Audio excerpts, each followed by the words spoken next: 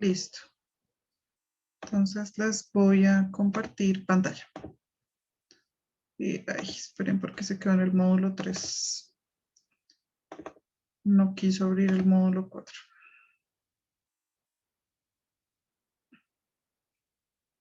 Ahora sí, voy a compartirles pantalla. Vamos a hacer un repasito de los últimos ejercicios de la sesión anterior, solo por repasarlos, porque ya los terminamos.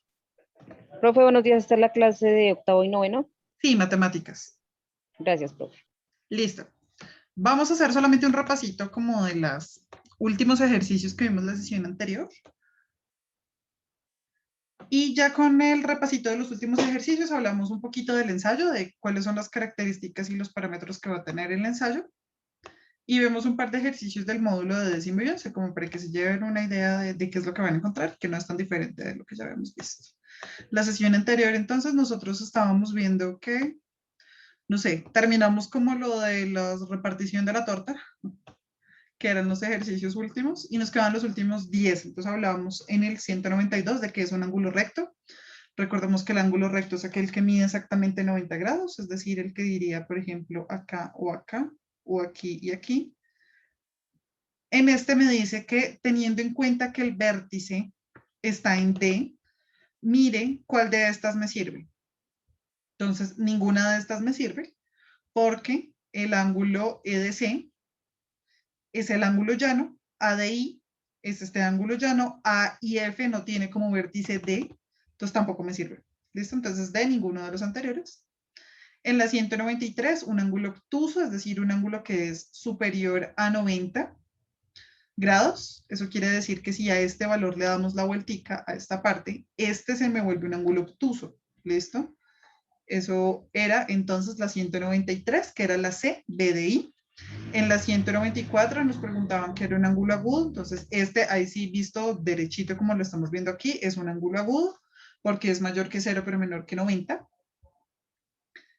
En la 195 un ángulo llano, que es lo mismo un ángulo plano, y decíamos que era la respuesta correcta era la A, y la A es el ángulo EDC. ¿Listo? EDC es este ángulo que está acá derecho, entonces es llano, el que mide exactamente 180 grados. Un ángulo completo o llano no es ninguno de los anteriores. ¿Listo? No hay ninguno de esos. En el 197, entonces nosotros vamos a decir que... Perdón, profe, ¿no era la C, la 196? Ay, sí, por eso decía. Ángulo ADI. Ah, que es este que está acá, que este sí está completo. Sí, sí, tienes toda la razón. Es este ángulo completo ADI, que es el que está aquí. En el 197 decíamos que era la D, porque menos 20, espérenme un segundo.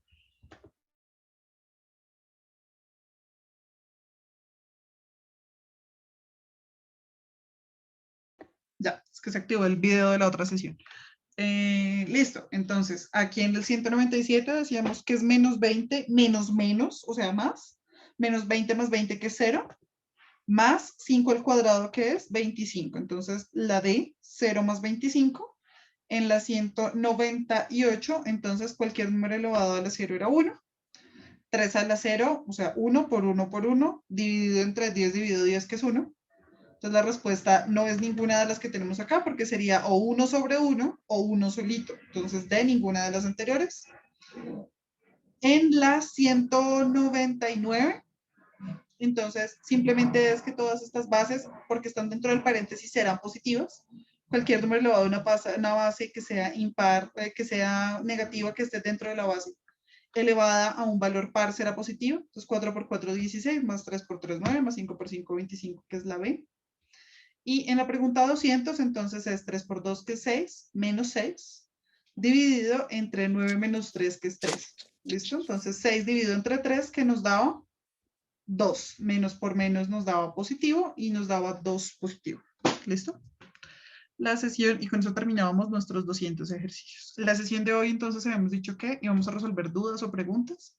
Algunos de ustedes tienen dudas particulares, no de cuál es el ejercicio o la respuesta del ejercicio, sino algo que no les haya quedado claro, algún caso de factorización que no hayan entendido, no sé, alguno de los tipos de preguntas que vimos acá, Ay, alguna cosa profe, así. yo, Dime. profe, qué pena acá toca hacer también ensayo. Sí, señor, ya vamos a hablar del ensayo. Pero Ay, primero bueno, quiero saber sí. si hay alguna duda puntual respecto a algún ejercicio, ¿no? Ah, no. ¿No? Listo. Entonces vamos a hablar de la estructura general del ensayo. Un ensayo en particular tiene una estructura general, ¿cierto? Independiente del tipo de ensayo que sea, tiene una estructura. La estructura del ensayo va con un título. El título es la última cosa que se escribe y tiene que ir acorde con lo que dice el documento. Entonces, el título no será ensayo de matemáticas, ¿no? Entonces, el título será algo que vaya acorde a lo que ustedes quieren expresar. ¿Listo? Entonces, el título debe estar acorde a lo que se está expresando. Espérenme un minutico porque no sé si estoy grabando la sesión. Que yo esperaría que sí, porque esto lo tengo que subir al canal. Pero bueno, va a tener un título. ¿Listo? Ese título, entonces, lo que les decía yo, tiene que ser acorde a lo que se quiere expresar.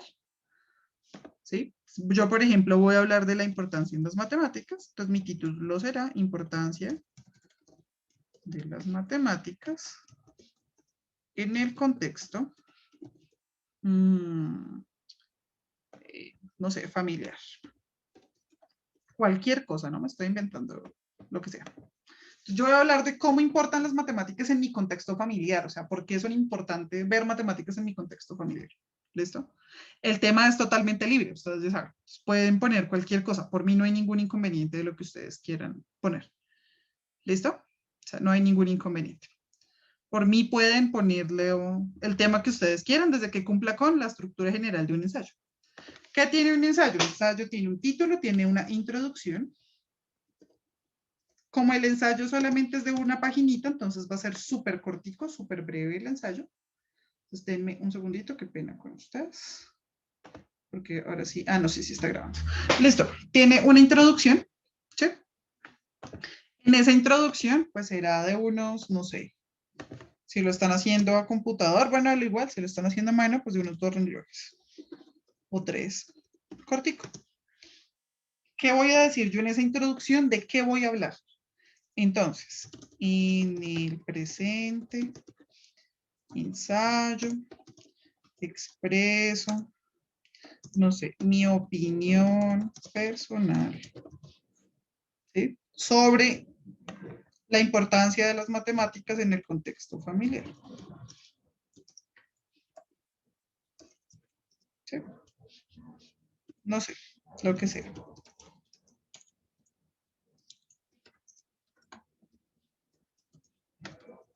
Listo, porque, 2 rengloncitos o 3 donde yo diga en mi introducción qué es lo que yo voy a decir en el cuerpo del documento. ¿Listo? Hay algo que se llama desarrollo. El desarrollo de mi texto, entonces, pues serán todos mis argumentos, porque es un ensayo, es argumentativo. Todos mis argumentos sobre por qué son importantes las matemáticas en el contexto familiar. Entonces, porque me ayudan al mandado. No sé, que no me tumben las vueltas, ¿sí? Porque me ayudan a enseñarle a mi hijo. Construido, ¿no? No así sueltico, sino construido. Ya que esto es muy importante en el desarrollo de los niños, no sé, lo que sea, ¿sí? En esto vas a tratar el cuerpo o el desarrollo y van a escribir unas conclusiones. Una o dos conclusiones. Es un ensayo cortico, una o dos conclusiones. ¿Qué va a tener esas conclusiones? Algo que ustedes vayan a concluir como tal, ustedes, ¿sí? Por ejemplo, yo aprendí que, no sé, lo que sea. Para mí es importante, ya que, ¿sí? Lo que sea. ¿Qué aprendieron? ¿Qué es importante para ustedes? ¿Por qué lo ven fundamental en sus vidas? O si en definitiva no, también puede ser una conclusión negativa. ¿Qué voy a calificar o qué va a calificar la persona que les califique a ustedes el ensayo, independiente de lo que sea, que esto tenga coherencia y sentido? ¿Sí?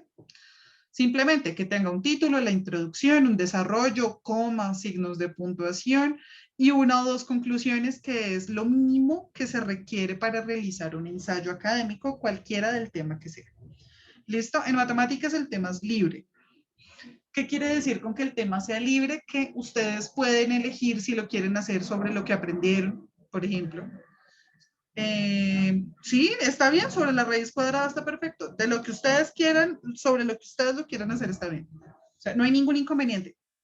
Desde que cumpla la estructura general de un ensayo, ¿no? Título, introducción, desarrollo, conclusiones. ¿Sí? De lo que ustedes quieran escribir está bien. Que no sea copiado o pegado de internet. Es la única cosa que no se tolera en general.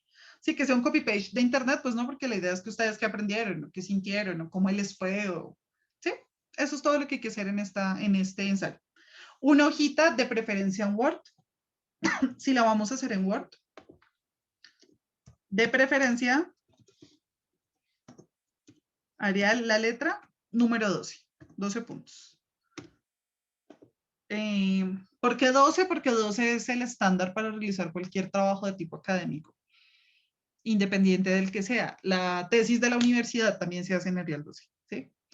De preferencia, que a ustedes les pareció más bonita la Comic Sans que la Arial, entonces no vamos a pelear. Desde que el punto sea 12 está bien. ¿Listo? Entonces, si la van a hacer a mano, ojo, tiene que tener las mismas características y tiene que estar escrito en una hoja. De preferencia, que profe no tengo más, me tocó cuadrícula, pues bueno, pero de preferencia que sea blanca. ¿Listo? Para que se les entienda qué es lo que ustedes están diciendo. Entonces, hoja de preferencia blanca. ¿Listo? De preferencia. ¿Sí? Si lo van a hacer a mano. Y ya, básicamente de eso trata el ensayo, no es más. O sea, ¿qué aprendieron? ¿Cómo se sintieron? ¿Qué les gustó de la clase? O si les pareció chévere un tema en particular sobre ese tema en particular. No sé, lo que ustedes quieren hablar en el ensayo está bien. ¿Listo? Desde que tenga esa estructura. Y ya, eso es todo lo que tienen que hacer para matemáticas en el ensayo. ¿Alguien tiene alguna duda sobre lo del ensayo todavía?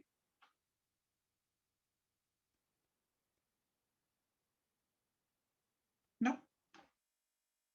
¿Por ahora vamos bien? Listo. Me imagino que por ahora vamos bien. Voy a dejarles de compartir pantalla aquí. Entonces, ya sabiendo cuál es la estructura general del ensayo, un ensayo sobre el tema que ustedes quieran. El tema es totalmente libre. Listo, vamos a ver entonces como pautas para el siguiente ciclo, como para que se vayan con una idea de qué es lo que vamos a trabajar el siguiente semestre. Voy a borrar aquí pantalla. Y hablemos sobre el semestre siguiente. Entonces, en el semestre siguiente ustedes entran a hacer 10º y 11.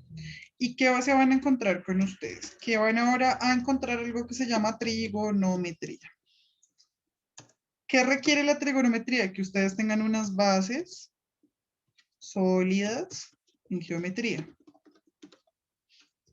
¿Listo? Si no les va a dar muy duro. Bases sólidas en geometría. ¿Listo? Y en una segunda parte ustedes van a ver algo que se llama cálculo. Esas son las dos cosas que se ven en el ciclo 10º y 11. Entonces, para trigonometría deben tener unas bases muy sólidas en cálculo, en geometría, y para el cálculo tienen que tener unas buenas bases, unas bases muy sólidas en factorización. ¿Listo? Entonces, cálculo es más factorizar, trigonometría es más geometría. ¿Listo? Veamos lo básico de trigonometría en esta sesión, como para que se lleven ya la ideita del siguiente ciclo. Esta clase es más libre, así que igual si tienen dudas pueden preguntar. Del tema que sea, no hay ningún inconveniente. Entonces, veamos lo básico de la trigonometría. En la trigonometría nosotros tenemos que, vamos a encontrar ahora que hay unos números, o unas expresiones más bien, que no se pueden dar en los números naturales, ni racionales, ni irracionales. ¿Eso qué quiere decir? Que no hay ningún tipo de número o de expresión matemática o de algebraica que me satisfaga ese tipo de números. ¿Listo? Ese tipo de números entonces surgen para poder expresarlos de forma trigonométrica. Entonces, en la trigonometría nosotros vamos a encontrar unas nuevas expresiones, que son seno, coseno, tangente, cotangente, secante y cosecante. Seno, coseno, tangente, cotangente, secante, cosecante. Ahora, estas son mis nuevas expresiones. ¿Listo? Antes tenía X y Y, ahora también las voy a tener, pero me cambian un poquito porque ahora esas expresiones van a venir acompañadas de senos, cosenos, tangentes, cotangentes, secantes y cosecantes. ¿Listo? Esas expresiones trigonométricas me van a ayudar a relacionar esos otros tipos de números que no los puedo expresar ni con números naturales, ni racionales, ni irracionales. ¿Listo? Entonces, estas expresiones trigonométricas también van a tener raíces, potencias, logaritmos, todo lo que vimos este semestre, etcétera, ¿sí? Entre otros. Pero las van a tener. Listo, vamos a tener raíces, potencias, logaritmos, sumas, restas, multiplicaciones. No es que las dejemos de lado. Simplemente les vamos a poner una pequeña pausita. Listo, para ahora expresarlas de una forma diferente.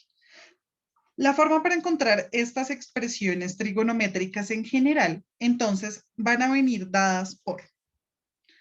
Lo primero es el triángulo rectángulo.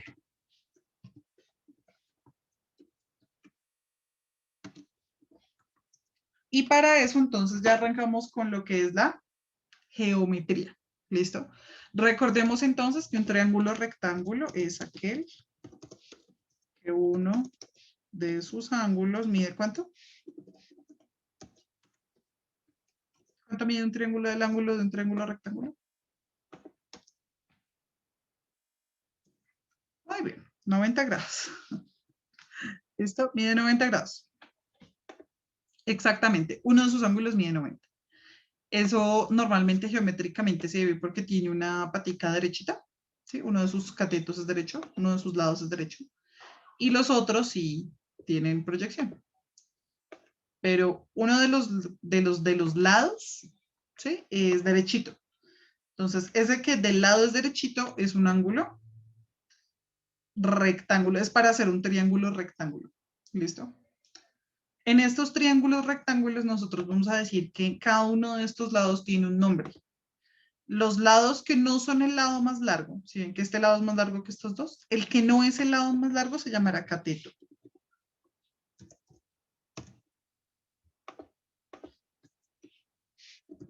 El lado que va inclinadito y es el más largo de todos se llama hipotenusa.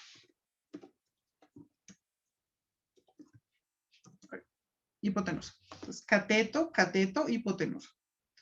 Dependiendo de dónde estemos viendo o desde qué perspectiva se vea ese triángulo, entonces vamos a decir que el triángulo tiene, esos catetos van a tener un nombre. ¿Listo? Entonces, para determinar los nombres de esos catetos, vamos a necesitar saber cuál es el ángulo que vamos a mirar. Entonces, para el ángulo tenemos distintas opciones. El que es de 90 no entra a participar. Este no juega. Entonces, para el caso vamos a tener aquí que hay un angulito recto que mide 90. Este no me sirve. ¿Sí? O sea, este no entra a jugar. De los que entran a participar, entonces tenemos este que está aquí. Uy, espérenme, les cambio de color para que sea más decente. Y este que está acá. ¿Listo? Este que está arriba y este que está abajo. Se pueden llamar de cualquier manera. Juanito, Pepito, María, Carlos. Normalmente se les denomina, ¿sí? Alfa y beta. Alfa puede ser cualquiera de los dos, beta puede ser cualquiera de los dos, teta, rho, o sea, hay distintas letras griegas y todas se utilizan para designar ángulos. ¿Listo? Esta que está aquí, que parece el pececillo de alfa y omega, la que se ve en la iglesia, esa misma. Está alfa, se escribe así. ¿Listo? Y es una letra griega utilizada para designar muchas cosas en matemáticas, generalmente ángulos. ¿Listo? Y esta que está aquí se llama beta, la que parece una B más larguita. ¿Listo? Esa sería beta. Ay, Dios. sería beta. Entonces, si nosotros estamos viendo desde beta, ojo, desde beta, el cateto que está en contra de ella, pues se llamará opuesto. Pero desde beta, ¿listo? O sea, por ahora voy a quitar alfa. El cateto opuesto a beta será el que está aquí. El cateto que le hace compañía o vecindad se llama adyacente. ¿Listo? Porque adyace a él, está acompañándolo. Adyacente. Desde beta. ¿Listo? Opuesto adyacente. Esto es un triángulo rectángulo. Esto es geometría básica. No tiene nada que ver todavía con trigonometría, todavía es geometría. ¿Listo? Opuesto adyacente. El cateto opuesto, pues el que lo pone, y adyacente el que lo acompaña. La hipotenusa sí no le cambia el nombre, esa sigue solita. Opuesto, adyacente, hipotenusa. De estos catetos y a esta hipotenusa nosotros vamos a tener unos valores que van a ser importantes para determinar. Voy a borrar por aquí arriba. Igual solamente esta clase es de pretrigonometría de décimo y once. Listo. No es más. Entonces, acá arribita vamos a seguir escribiendo sobre el cateto, sobre el triángulo rectángulo. Entonces, en este triángulo rectángulo nosotros vamos a tener una ecuación básica y fundamental, que me dice que la hipotenusa es igual a la suma de los catetos al cuadrado. La hipotenusa al cuadrado será igual a la suma de los catetos al cuadrado. CA como cateto adyacente, CO como cateto opuesto. ¿Listo? Cateto opuesto, entonces se llamará CO. Cateto adyacente se llamará CA. ¿Listo? CO, CA. La hipotenusa al cuadrado es igual al cateto adyacente al cuadrado más el cateto opuesto al cuadrado.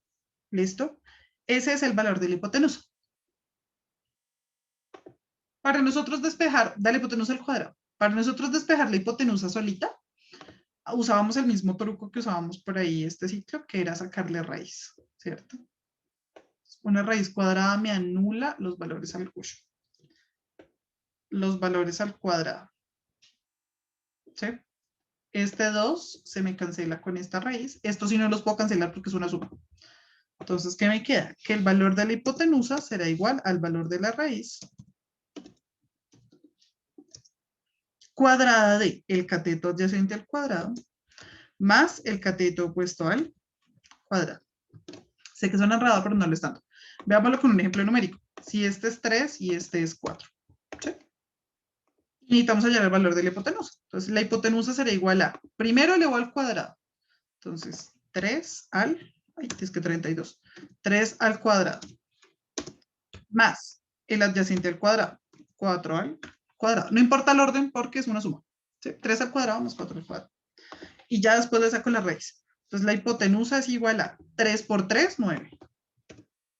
4 por 4, 16. ¿Sí?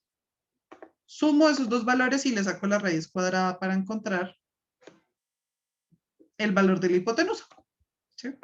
Entonces, la hipotenusa será igual a 9 más 16, que nos da 25. Es decir, la raíz cuadrada de 25. ¿Eso qué quiere decir? Que la hipotenusa vale 5. ¿Sí? El valor de la raíz cuadrada de 25, que es 5. Entonces, mi hipotenusa valdrá 5. ¿Sí? Con un ejemplo numérico cualquiera. Es sencillito. Estos ejercicios no son difíciles. Cambiémosle el número. Entonces, aquí ya no sea 3 y 4. Borremos aquí los valores que están dentro de las raíces porque a la profe le da pereza volverlo completo. Entonces, simplemente cambiamos aquí el valor de la raíz. Listo. Y vamos a decir que el cateto opuesto valga 6 y que el cateto adyacente valga 2. No sé, me estoy inventando valores cualquiera. Entonces es 6 al cuadrado más 2 al cuadrado. Recuerden que elevar al cuadrado es multiplicar por sí mismo, ¿no? Entonces, 6 por 6 me da 36, más 2 por 2, 4. Y aquí encuentro el valor de la raíz. Entonces, 36 más 4 me dice que es 40. 40 no tiene raíz cuadrada exacta, entonces simplemente lo voy a dejar como raíz de 40. Y ya. terminé mi ejercicio. Estos ejercicios del triángulo rectángulo son bien sencillitos, ¿sí? No tienen mucha complicación. Vamos a decir simplemente entonces que mi hipotenusa equivale a la raíz cuadrada de 40. Y ya. Ese es el valor de mi hipotenusa, ¿sí? No es tan difícil de desarrollar. Estos mismos triángulos rectángulos me van a determinar cómo se comportan mis funciones trigonométricas, ¿sí? Entonces, para determinar, voy a dejar el mismo ejemplo numérico. Para mis funciones trigonométricas,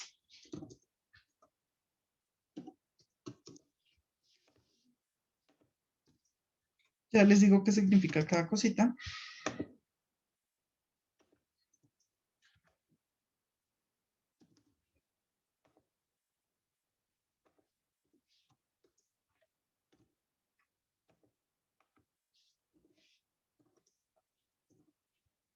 Listo. Hipotenusa es HIP. HIP. CO como cateto opuesto sobre es una división. ¿Listo? No es nada raro. No se estresen por eso. Simplemente esto es una división, un fraccionario. Y vamos a determinar estos fraccionarios que están acá. ¿Listo? Para determinar los fraccionarios, pues simplemente reemplazaremos por el valor numérico de cada una de las funciones. Entonces, CO, ¿cuánto vale? CA, ¿cuánto vale? La hipotenusa, ¿cuánto vale? ¿Sí? Voy a quitar este de raíz de 40. Vamos a dejar el que teníamos antes, que estaba más bonito porque no tenía raíz. Y valía 5. Entonces vamos a decir que el cateto opuesto vale 4. Que el cateto adyacente vale... Ay, no me acuerdo cuánto era. 25 menos 16. 9, 3. Entonces, que este vale 3 y que la hipotenusa valía 5. ¿Sí? Que fue el que hicimos antes. Entonces, mirándolo desde aquí, cateto opuesto, que vale 4. Entonces, 4. Sobre la hipotenusa, que vale 5. 5. Ya, simplemente cambio por el valor numérico. Cateto adyacente, que vale 3. Sobre la hipotenusa, que vale 5. Cateto opuesto, que vale 4. Sobre cateto adyacente, que vale 3. Hipotenusa, que vale 5. Sobre el cateto adyacente, que vale 3. Hipotenusa, que vale 5. Sobre cateto opuesto, que vale 4. ¿Listo?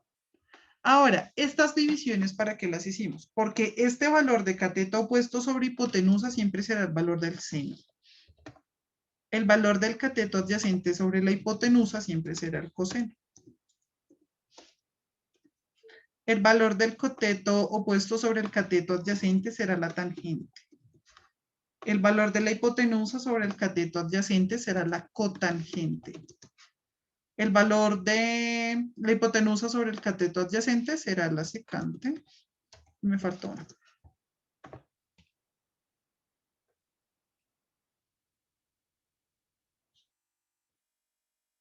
Ah, ok, acá me faltó una, es que invertí dos valores. Vamos a quitar estos de aquí. Oh, se borraron todos. Ya los volvemos a escribir todos, porque se borraron. Están rebeldes los valores. Entonces, cateto opuesto sobre la hipotenusa es el seno. ¿Listo? Este es el valor del seno. Cateto adyacente sobre la hipotenusa es el valor del coseno. Cateto opuesto sobre cateto adyacente es la tangente. Cateto adyacente sobre el cateto opuesto es la cotangente.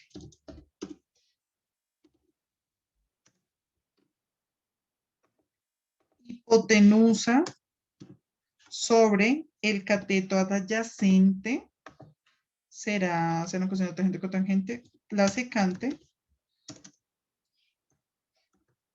Y la hipotenusa sobre el cateto opuesto será la cosecante. ¿Listo? Seno, coseno, tangente, cotangente, secante y cosecante. Y esos son cada uno de los valores. Entonces, cateto opuesto sobre hipotenusa, adyacente sobre hipotenusa, opuesto sobre adyacente, adyacente sobre opuesto, hipotenusa sobre adyacente e hipotenusa sobre opuesto. ¿Listo? Esos son los valores de mis 6 razones trigonométricas derivadas del triángulo rectángulo. Así se llama. Entonces, ¿qué es lo que nosotros tenemos que hacer? Simplemente tomar nuestro triángulo rectángulo y cambiar los números que me dan, 4, 3, 5, ¿sí ven? Por los valores que aparecen acá. Eso es todo lo que tengo que hacer. Entonces, aquí me dice que el seno es opuesto sobre hipotenusa. Entonces, yo vengo a buscar cuánto vale el opuesto. 4, lo escribo. Sobre del fraccionario. Hipotenusa, ¿cuánto vale? 5 sobre 5.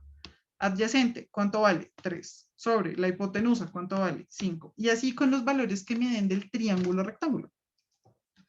Esas son las funciones trigonométricas que derivan de los triángulos rectángulos. ¿Listo? Esto lo veremos, o lo verán con el profe, o lo verán conmigo, no sé, más adelantico cuando ya estén por allá en simulación. Por ahora solamente es que ustedes se lleven el panorama de qué es lo que van a encontrar. Listo. Esos son los del triángulo rectángulo. También vamos a tener unas que derivan de algo que se llama el círculo unitario. ¿Qué quiere decir ese círculo unitario? Que, espérenme un segundito, voy a tratar de dibujarlo de forma decente. Círculo. Acá está. Listo. Tenemos aquí un círculo inscrito por acá. Y voy a decir que como el radio es igual para todos, vale 1. Siempre va a valer 1. ¿Listo? Entonces, este valor que está aquí es 1. Este valor con el que toca aquí el círculo vale 1. Este que toca aquí en la esquina vale 1. Y el que toca aquí abajo pues valdrá 1. Negativos, ¿no? Para este caso será menos 1. Y para este caso también será menos 1. Pero en general todos valen una unidad. ¿Sí? Y si ustedes se fijan, y si nosotros seleccionamos, por ejemplo, un punto cualquiera del círculo por aquí, ahí este va a ser mi punto. Bien chueco, pero eso va a ser mi punto. Y yo voy a decir que en ese punto voy a extender una línea que va desde el origen, que es el 0, hasta mi punto. Y yo quiero saber cuánto vale esa línea en general. Para yo saber cuánto me vale esa línea, entonces lo que voy a hacer es simplemente extender unas líneas imaginarias hacia abajo y hacia al frente para determinar el valor. Entonces, hacia abajo y hacia al frente. Si ustedes se dan cuenta, este parece un triángulo rectángulo, ¿cierto? Aquí arriba también. Entonces, esa es la idea, que esto se convierta en un triángulo rectángulo. ¿Listo? Estos triángulos rectángulos que nos van a aparecer inscritos acá, siempre van a tener como característica general que la hipotenusa vale 1. ¿Listo? Esta es la primera característica importante del círculo unitario. La hipotenusa vale 1. Ahora, este cateto, como siempre lo hemos conocido X, ¿sí? Como el plano cartesiano, y arriba Y. Acá va a pasar lo mismo. X va a ser esta porción, Y va a ser este, que está acá. ¿Listo? X, Y. Este valor de X, entonces va a pasar a sustituir a el cateto y este valor de Y va a pasar a sustituir al otro cateto. Entonces, el cateto adyacente siempre será Y. Ahora, de ahora en adelante, o sea, aquí en los círculos unitarios. Y en el cateto opuesto será X. Y es simplemente hacer un cambio de variables, lo que vamos a hacer a partir de estos dos valores. Les voy a dejar de compartir pantalla un minutico.